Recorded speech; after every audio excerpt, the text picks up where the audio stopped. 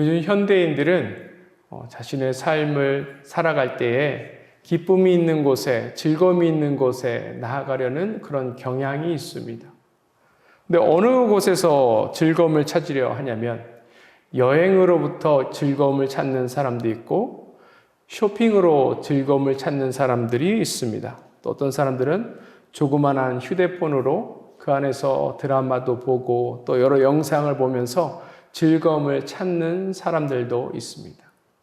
그런데 이런 모든 것들의 특징이 있는데 무엇인가 하면 그러한 즐거움이 오랫동안 지속되는 즐거움은 아니다라는 것입니다. 여행을 가면 즐겁지만 여행을 갔다 돌아오면 다시 일상의 무게 때문에 오히려 더 그 마음이 허무해지고 허망한 것을 경험하게 되고요. 또 무언가 물건을 새로 샀을 때는 기분이 좋지만 이것이 산 이후에는 조금씩 낡아지죠. 그러니 이것을 보고 더 이상 그곳에 기쁨이 없습니다.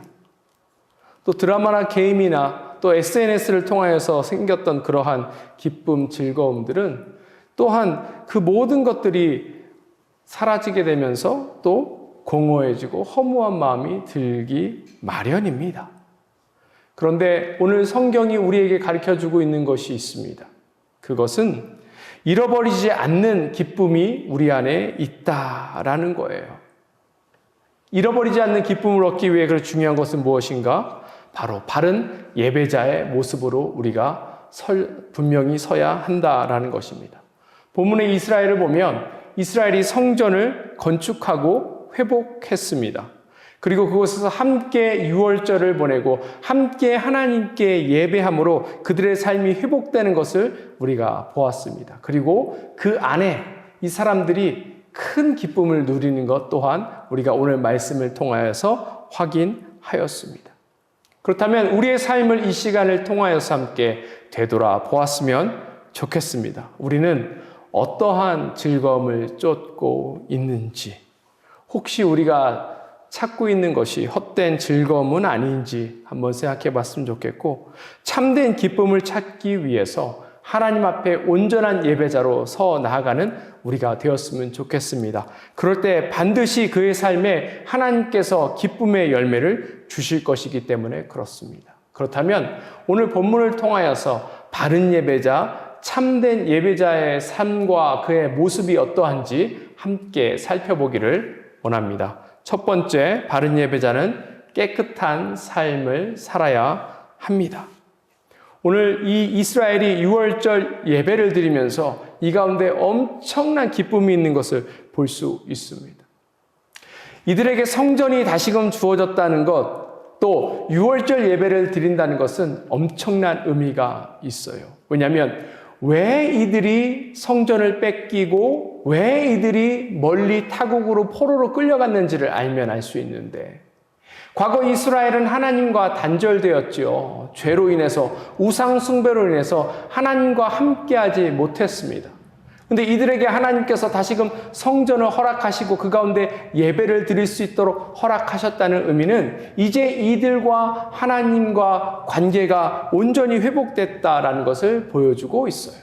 특별히 오늘 유월절을 이 이스라엘 사람들이 드리는데 여기 아주 중요한 개념이 있습니다. 19절과 20절 보도록 하겠습니다. 사로잡혔던 자의 자손이 첫째 달 14일에 유월절을 지키되 제사장들과 레위 사람들이 일제히 몸을 정결하게 하여 다 정결함에 사로잡혔던 자들의 모든 자손과 자기 형제 제사장들과 자기를 위하여 유월절 양을 잡으니. 여기 다시 19절을 보면 이 사람들이 뭘 한다 그래요? 유월절을 지켰다라고 합니다. 근데 이 지켰다라는 단어, 그 의미는 무엇인가 하면 힘을 써서 무언가를 했다라는 의미가 있는 거예요. 그러니까 예전에 예배 드릴 때 이런 표현들을 썼습니다. 예배를 본다. 이런 표현 썼어요. 사실 예배를 본다라는 표현은 올바른 표현이 아니죠. 우리가 무슨 공연을 보듯이 단순히 지켜보는 것, 이게 예배가 아니죠. 우린 예배를 그래서 뭐라고 해요? 드린다라고 하는 거예요. 거기에는 우리의 열정과 우리의 노력이 포함되어 있는 것입니다. 유월절을 지킨다라는 의미가 바로 그런 것을 가지고 있는 거예요. 하나님께 뭔가를 드리는 거예요. 마음을 드리는 것입니다. 열정을 드리는 것입니다. 또한 삶을 드리는 것입니다. 근데 거기에 더 중요한 또한 개념이 하나 있는데 20절 다시 보여주시면 유월절을 준비하기에 앞서 무엇을 해요? 사람들이 몸을 어떻게 했다라고 이야기합니까? 정결하게 했다라고 이야기해요. 특별히 제사장들과 레위 사람들이 그 몸을 정결하게 하여서 이 예배를 인도하며 나아갔다는 것을 우리가 볼 수 있는 거예요. 다시 이들이 과거 하나님과 단절되었던 시간을 한번 생각해 봤으면 좋겠습니다. 왜 단절되었다고요? 이들이 우상 숭배로 인해서, 죄로 인해서 하나님과 멀어졌기 때문에 이들이 하나님과 단절된 거예요. 이제 하나님과 가까워지고 회복되었다는 것은 거기서부터 돌이켜서 정결하고 깨끗한 삶으로 하나님 앞에 나아갔기 때문에 그렇습니다. 그렇다면 예배자로서 중요한 책무가 무엇인가 하면 바로 정결한 삶을 살며 나아가는 것이에요. 이것이 바른 예배자의 모습이고 이것이 예배를 온전히 참여하는 그 사람의 모습이다라는 것을 볼 수 있는 것입니다. 그렇다면 문제는 뭐예요? 우리가 어떻게 정결하게 하냐라는 것입니다. 어떻게 정결하게 하셔요? 어떻게 정결하게 할 수 있죠? 아침에 일어나서 목욕 재개하고 새 옷 입고 그렇게 오시면 우리가 정결하게 하나님 앞에 서 나아가는 것입니까? 우리가 흔히 몸을 정결하게 한다라고 하면 외부적인 어떤 것을 한다, 어떤 행위를 한다라고 생각할 때가 있어요. 이것이 무슨 형식처럼 무언가를 한다라고 생각할 수가 있는데 오늘 본문에서 이야기하는 정결하게 한다라는 것은 사실은 마음의 결단을 했다라는 의미를 가지고 있는 거예요. 어떤 결단을 하는가? 크게 두 가지 결단을 해야 됩니다. 첫 번째는 과거 이스라엘이 범했던 우상 숭배로부터 돌이키는 거예요. 쉽게 얘기해서 세상 욕심을 따르고 세상 정욕을 따라 살던 삶을 이제는 멈춘다라고 마음에 결단하는 것입니다. 그리고 두 번째, 하나님만 구하는 새로운 삶으로 나아간다. 새로운 습관을 가지고 나아간다라는 것을 의미하는 것입니다. 이러한 마음을 결단을 하는 것이 바로 우리가 정결한 삶을 살며 나아간다라는 것을 이야기하고 있는 거예요.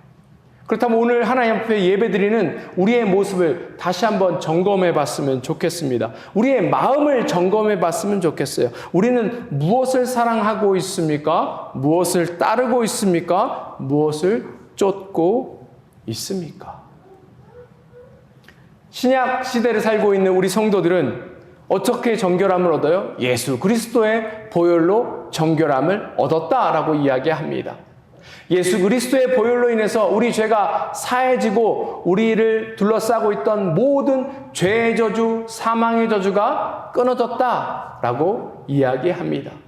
그 의미는 무엇인가 하면 우리는 예수 그리스도를 따라 거룩한 습관으로 나아가기를 결단한다라는 뜻을 가지고 있는 거예요.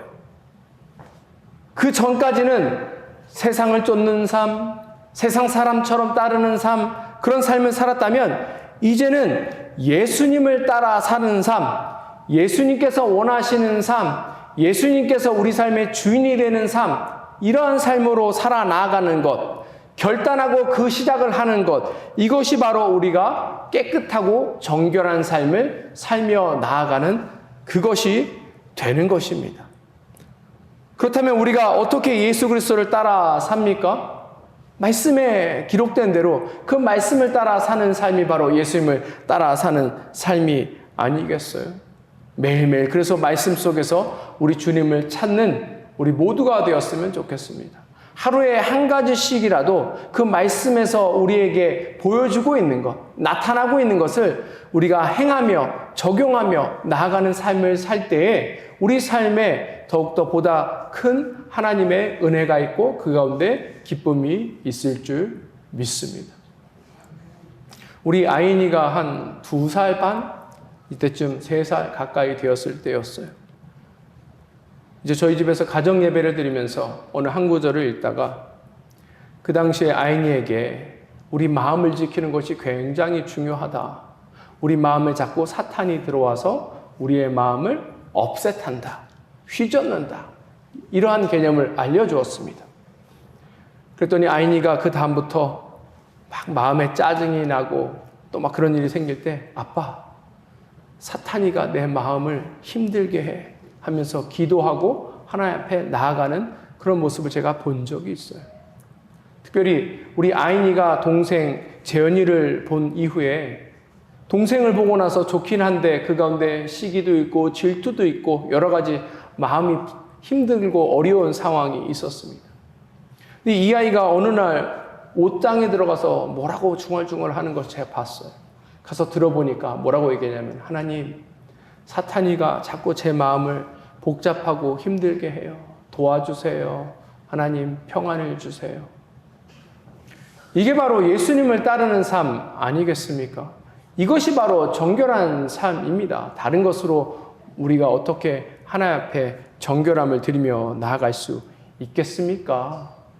말씀이 우리 삶에 머무를 때, 말씀이 우리 마음의 중심에 머무를 때, 그때 하나님께서도 동일하게 우리 삶 가운데 임하시게 되는 것이고, 그때 우리에게 주시는 하나님의 큰 능력이 있을 줄 믿습니다. 그럴 때 우리 삶에 기쁨이 가득 넘치게 됩니다. 바른 예배자는 첫 번째, 그래서 깨끗한 삶을 살아야 하고요. 두 번째, 기쁨의 삶을 살아야 합니다. 오늘 이스라엘이 하나님께 유월절 예배를 드린 이후에 엄청난 기쁨이 넘치게 되는 것을 말씀을 통해서 볼 수 있습니다. 22절 보도록 하겠습니다. 즐거움으로 이레 동안 무교절을 지켰으니 이는 여호와께서 그들을 즐겁게 하시고 또 아수르 왕의 마음을 그들에게로 돌려 이스라엘의 하나님이신 하나님의 성전 건축하는 손을 힘있게 하도록 하셨음이더라. 이들이 유월절을 보내고 또 유월절 양을 잡고 함께 유월절 양을 먹고 이 공동체가 얼마 만에 큰 기쁨을 누리고 평안을 누리고 나아갔는지 모르겠습니다. 그렇죠. 고레스 칙령에 따라 먼 타국에서부터 이스라엘에 돌아와서 성전 건축을 하는데 우리가 지금까지 살펴본 것처럼 이러저러한 일 때문에 또 그들의 적 때문에 또 여러 가지 사정이 생겨서 16년이나 이 모든 것이 지체되다가 마침내 성전을 회복하고 첫 번째 유월절을 맞이하고 함께 하나님 앞에 나아간 거예요. 우리가 그 모습을 상상해봐도 이것이 얼마나 기쁘고 즐거울지 알 수 있습니다. 근데 우리가 흔히 기뻐한다라고 하면 이게 감정적일 거라는 생각이 들지요. 우리가 하나님 앞에 예배 가운데 은혜 받았습니다 라고 이야기하는 것은 우리 마음에 감동이 있었습니다. 우리가 감정적으로 움직였습니다 라고 이야기할 때가 많이 있어요. 그런데 오늘 말씀을 보면 이 기쁨이 단순히 감정적인 것이 아니다라는 것을 알 수 있습니다. 특별히 22절 보면 나타나 있는데 쉽게 한마디로 얘기해서 이 기쁨은 하나님의 놀라운 섭리를 경험하고 찾을 때 얻는 그러한 것입니다. 특징이 두 가지가 있는데 첫 번째는 무엇인가 하면 하나님께서 그들을 즐겁게 하셨다라는 것이에요. 하나님께서 이스라엘 백성을 예배 가운데 기쁘게 하셨어요. 그와 동시에 어떤 일이 있는가? 아수르 왕의 마음을 그들에게 돌려서 이스라엘 하나님의 성전 건축하는 일을 하나님께서 사용하셨다. 쉽게 얘기해서 하나님께서 이방 왕을 사용하셔서 하나님의 목적을 이루었다는 것을 이스라엘이 경험하고 깨닫게 되었다라는 것을 보여주고 있습니다.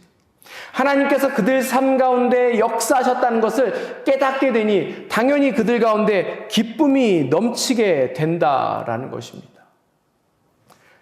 참 신앙의 본질은 우리가 하나님을 아는 거예요. 우리가 하나님이 어떤 분이신지 잘 알고 있습니다. 성경에 나와 있죠. 하나님 어떤 분이세요?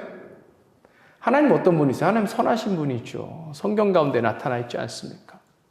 그런데 때때로 우리는 나의 하나님을 안다기보다 다른 누군가의 하나님을 알 때가 훨씬 더 많아요.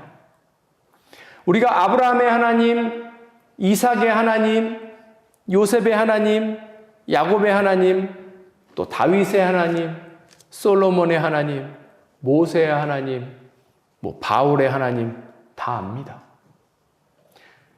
우리 조상의 하나님, 또 우리 주변에 있는 누군가의 하나님 잘 알고 있어요. 그 하나님은 선하다는 것 많이 들어서 알고 있습니다. 근데 그 하나님이 나의 하나님인가? 이 시간 한번 우리가 생각해 보아야 합니다. 나의 하나님은 인색하신 하나님입니까? 아니면 선하신 하나님입니까? 우리가 이 질문에 대해서 분명히 대답할 수 있어야 해요. 오늘 이스라엘이 예배 가운데 기쁨을 얻었다라는 것은 이들 삶에 일하시고 역사하시는 하나님을 경험했다라는 것입니다. 이들이 신앙을 전수받으면서 조상의 하나님, 그 선하신 하나님은 들어봤지만 그들의 인생 가운데 그들의 삶 속에 선하신 하나님은 경험하지 못했어요. 그런데 마침내 하나님께서 성전을 건축하시고 또 이방인 왕의 손을 들여서 하나님께서 이 모든 일을 하신 것을 통해 이 이스라엘은 이제 그들의 삶 속에 일하시는 선하신 하나님을 발견하게 된 것입니다. 이것이 이들에게 뭐가 되었다고요? 기쁨이 되었다라는 사실입니다. 오늘 본문과 마찬가지로 하나님께서 동일하게 우리 삶에도 찾아와 주십니다. 우린 분명히 우리 삶에 찾아오시는 하나님의 그 능력을 경험하고 깨달아야 해요. 그래야 참된 기쁨을 우리가 누리며 나아갈 수 있는 것입니다. 물론 누군가의 하나님, 누군가의 삶 속에 일하시는 선하신 하나님만으로도 우리는 충분히 기뻐하고 감사할 수 있지만 이것이 우리 하나님이 되면 얼마나 더 큰 기쁨과 감사가 넘치겠습니까? 시편 84편 5절 보도록 하겠습니다. 주께 힘을 얻고 그 마음에 시온의 대로가 있는 자는 복이 있나이다. 누가 복이 있대요? 어떤 사람이 삶에 기쁨이 넘친대요? 하나님으로부터 힘을 얻는 사람. 그래서 그 마음에 시온의 대로가 있는 사람이다 라고 이야기하고 있어요. 제가 이 말씀을 보면서 우리 이민자의 모습이 딱 떠올랐습니다. 한번 보세요. 우리의 삶이 어땠습니까? 우리가 처음 이곳에 이민 왔을 때 어땠어요? 마치 이곳이 광야 같지 않았습니까? 우리 인생이 미개척지 같아 보이지 않았습니까? 한 번도 정돈되지 않고 누군가도 우리의 삶을 지도해 주지 않고 모든 것이 메스업되어 있는 그러한 삶이 우리 앞에 펼쳐져 있었습니다. 그런데 이민 생활을 몇십 년 한 뒤에 되돌아보니까 물론 우리가 열심히 산 것도 있지만 그것에 더불어 하나님께서 우리 삶 속에 찾아오셔서 인도하시고 베푸신 일이 얼마나 많이 있습니까? 그렇죠? 우리가 우리 삶을 통해서 그것을 경험하고 깨달을 때 우리에게 기쁨이 넘치게 되는 거예요. 광야 같던 우리의 삶을 온전히 인도하신 그 하나님의 힘과 능력을 바라보는 것, 그것이 바로 시온의 대로가 있다라고 이야기하는 것입니다. 우리 삶에는 하나님께서 심사숙고해서 만드신 그러한 길이 있다라는 사실입니다. 그것을 깨달은 자만이 기쁨을 얻으며 나아갈 수 있는 거예요. 그에 반해 왜 현대인들은 또 요즘 사람들은 기쁨을 얻지 못하고 즐거움이 그의 삶에 없다, 이 기쁨을 모른다라고 이야기합니까? 바로 오늘 말씀에서 본 것처럼 주님의 힘을 경험하지 못했기 때문에 그렇습니다. 그리고 그 안에 주님께서 만드신 시온의 대로를 전혀 발견하지 못했기 때문에 그렇습니다. 그렇다면 이 시간 우리가 해야 될 것은 하나님 우리 삶 가운데 더 충만하게 임하시고 더 우리 삶 가운데 힘을 더하여 주시옵소서. 우리의 삶이 주님으로부터 힘을 얻고 또 주님께서 내어주신 그 길을 통하여서 나아가길 소원합니다. 그렇게 다 같이 기도하며 나아갔으면 좋겠습니다. 이러한 삶을 사는 사람 가운데 하나님께서 넘치는 은혜와 기쁨을 더하여 주실 것입니다. 바른 예배자는 첫 번째, 깨끗한 삶을 삽니다. 두 번째, 그리고 기쁨의 삶을 삽니다. 그리고 마지막으로 나눔의 삶을 삽니다. 정결한 예배자, 오늘 본문에 나와 있습니다. 그리고 기쁨을 얻는 예배자, 오늘 본문에 나와 있어요. 근데 이들의 기쁨이 배가 되는 것을 지금 또한 성경에서 보여주고 있습니다. 21절 보도록 하겠습니다. 사로잡혔다가 돌아온 이스라엘 자손과 자기 땅에 사는 이방 사람의 더러운 것으로부터 스스로를 구별한 모든 이스라엘 사람들에게 속하여 이스라엘의 하나님 여호와를 찾는 자들이 다 먹고. 오늘 이 6월절에 이스라엘만 참여한 것이 아닙니다. 누구도 참여했어요? 이방인들도 이 6월절에 참여했습니다. 이방의 그 모든 것들을 내려놓고 하나님만 쫓기로 결단하고 다짐한 이방 사람들도 그 6월절에 함께 참여해서 함께 즐거움을 얻었다라고 오늘 성경이 이야기해주고 있는 거예요. 근데 사실 6월절 시작을 보면 그때도 이방 민족들이 함께 6월절을 참여한 것을 볼 수 있습니다. 출애굽기 12장 48절 보도록 하겠습니다. 너희와 함께 거류하는 타국인이 여호와의 6월절을 지키고자 하거든 그 모든 남자는 할례를 받은 후에야 가까이하여 지킬지니 곧 그는 본토인과 같이 될 것이나 할례 받지 못한 자는 먹지 못할 것이니라. 처음 이스라엘이 애굽으로부터 탈출할 때 그때 6월절을 보낼 때도 이방인이 그곳에 참여한 것을 우리가 볼 수 있습니다. 그런데 여기서 우리가 질문을 해야죠. 제 안에 그러한 질문이 있었습니다. 왜 이방인이 6월절에 참여할까요? 왜 이방인이 여호와 하나님께 예배드리는 그 자리 가운데 나왔을까요? 왜 세상 사람들이 예수님 따르는 삶을 살기 원한다라고 이야기했을까요? 이 질문에 대한 대답은 무엇인가 하면 바로 이 이방인들이 이스라엘 가운데 계신 하나님을 경험했기 때문에 그렇습니다. 그 하나님을 예배하고 찬양하며 나아가는 사람들 삶에 있는 기쁨을 발견했기 때문에 그렇고 그 모든 것들을 전해 들었기 때문에 그래요. 쉽게 얘기하면 하나님을 몰랐던 사람들이 놀라우신 하나님을 경험하게 되었기 때문에 그렇습니다. 그런데 하나님을 알지 못한 사람이 어떻게 이 여호와 하나님을 알고 경험하게 되었을까요? 그것은 이스라엘 삶 가운데 분명히 증거하는 하나님의 그 능력들을 옆에서 보았기 때문에 그렇습니다. 우리의 삶도 마찬가지죠. 앞에 말씀드렸습니다. 우리 삶에 하나님의 능력과 임재가 있습니다. 그것으로 인해서 우리 삶에 기쁨이 가득해요. 그러면 이런 것들을 얻는 사람들의 특징은 무엇입니까? 결코 그 자리에 잠잠히 있지 못해요. 제가 어제 인천공항에서 비행기를 타고 오는데 옆에 그 한국 사람이 탔습니다. 두 부부가 탔어요. 저희 어머니 연세쯤 되시는 분들이었습니다.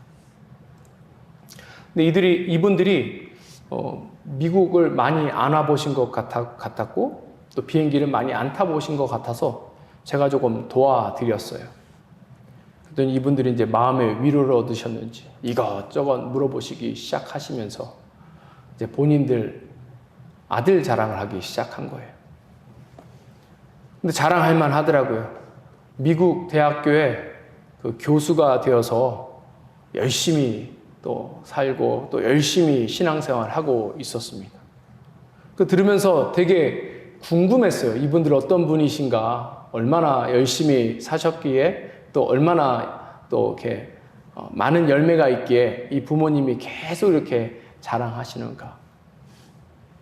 근데 얼마나 아들 자랑했을 것 같아요? 4시간을 자랑했습니다. 쉬지 않고 4시간을 자랑했어요. 근데 저는 그게 지겹거나 그 얘기 듣는 것이 거북스럽지가 않았습니다. 저도 동일하게 기쁘게 이 모든 것들을 들었어요. 왜냐하면 이 아버지 안에 자신의 자식에 대한 자랑과 그 기쁨이 가득 넘쳤기 때문에 그렇습니다. 하물며 하나님께서 우리 삶 가운데 찾아오셔서 우리 삶 가운데 베푸신 은혜가 많고 그 기쁨이 많은데 우리가 어떻게 잠잠할 수 있겠습니까? 놀라운 하나님의 능력이 이스라엘 삶 가운데 가득 넘치는데 어떻게 이스라엘 사람들이 잠잠하게 그곳에서 있을 수 있었겠어요? 분명히 이들은 그들의 놀라우신 하나님을 자랑할 수밖에 없고 그 기쁨을 자랑할 수밖에 없지 않았겠습니까? 흔히 교회에서 전도해야 됩니다. 선교해야 됩니다. 라고 이야기하면 이것을 무슨 할당제처럼 아니면 의무감처럼 받아들이는 경우가 있습니다. 그러니 하긴 해야 되는데 무엇을 해야 될지 모르겠고 나는 자신 없고 하고 싶은 마음도 없고 그러한 우리가 딜레마 속에 빠져 있을 때가 얼마나 많이 있습니까? 근데 저는 그냥 기계적으로 어디 나가서 보는 사람에게 예수님 전하고 또 복음 전하고 그렇게 하지 않기를 원합니다. 왜요? 우리 안에 기쁨이 가득한데 우리 안에 예수님으로 인해서 우리 삶에 만족이 가득한데 그것을 전하면 되지 그것이 없으면 사실은 우리가 전해도 사람들이 듣고 그 모든 것들을 다 흘려보냅니다. 아시잖아요.